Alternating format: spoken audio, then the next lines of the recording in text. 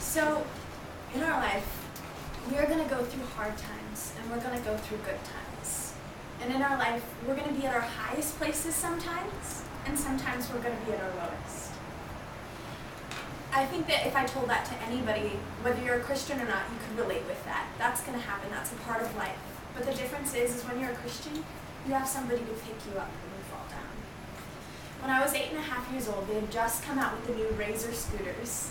And I was so eager to ride them. It was pretty much my heart's desire to get one of those scooters. I could picture it in my head, just the beautiful silver scooter with the emerald green wheels. I wanted it so badly. And when my dad found out that not only I wanted one, but my sister and my little brother wanted one too, he purchased them for us. And after that, we just rode them every day. We just loved the feeling of the wind in our faces, just scooting along in them so smoothly. I could do it whenever I had free time. There was this one particular day when we were living out in Hesperia for a short while. We were at a homeschool site that we would visit about once a week to do studies in a classroom form. I wasn't doing any studies, so I begged my mom to take me to the back alley to go ride my scooter.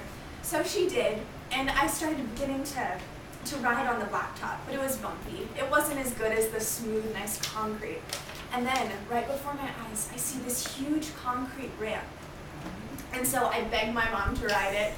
I say it was actually a trash ramp, or I'm not sure. It was a ramp so that you could load things onto trucks more easily. So but I was an 8.5-year-old girl, so I saw it as a scooter ramp.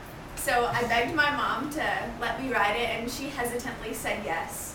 So I trudged my scooter up there, and I get at the top, and I just feel so unstoppable. Then I begin to just start gliding, and everything goes smoothly until I hit a bump in the concrete. My scooter flipped over, and I did too. I hit my head on the scooter, and this is why I have this scar here, actually. And I didn't know it at the time, but I just lay there motionless for a second, just thinking, oh, it's a good thing I didn't get hurt. Let's do it again. And I look up at my mom, and to her surprise, she screamed. She was horrified and began to run away.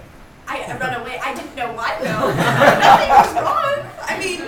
But then I began to feel my forehead, and there was blood dripping all down it. I had never experienced anything like that in my life before, so I began to cry. I was bawling, and I didn't know why my mom was running away. But it turned out that she was running to go get help. But then when she realized that something just needed to be done quickly and how I was having a panic attack right there, she just took the nearest cloth and hung it to my forehead so that the bleeding would stop. And then she rushed me into the homeschool classroom, and they put me on the desks as if it were an operation table, fluttering around to look for butterfly bandages or just something to clean the wound. And so they started to clean it, and then they realized how deep it was. And so they realized we needed to go to a doctor. We couldn't just stick a butterfly bandage on it. So we went to the doctor's office, waited, and as everybody else got their help, we were just being patient. Then we finally got called in. We heard our names.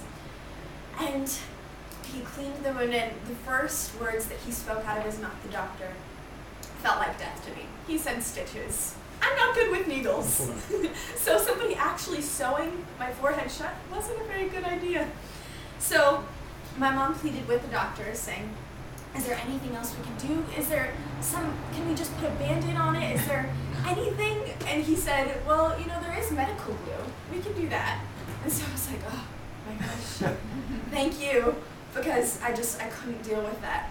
So he glued it up, and then we walked out of the doctor's office, and it was healed in a few months. It wasn't that bad, and I continued playing on my scooter after that. Something that I learned from that experience, I learned a few lessons. One is you don't go down big trash ramps without a helmet and without protective gear. 2, you don't go down trash ramps with your scooter. And 3, that story was such a parallel for me of how we are with God. How sometimes we don't put on our protective gear when we're going up. We feel so unstoppable. We're just riding our scooters, just gliding along in life. But we're not protected. And so even in that time when I felt so unstoppable and I didn't, and not to say we're not protected, because God's always looking out for us. I'm just saying when we're not putting him first, I guess I'm just trying to emphasize on that.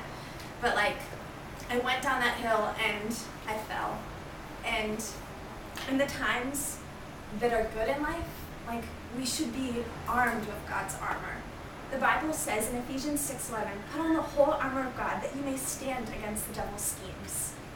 What that says to me is you don't just wear armor when you're going down the big hills. You wear it when you're going on the steady, smooth ground, always. Because you never know when you're going to fall. And the difference with us is that God is always going to pick us up. Thank you.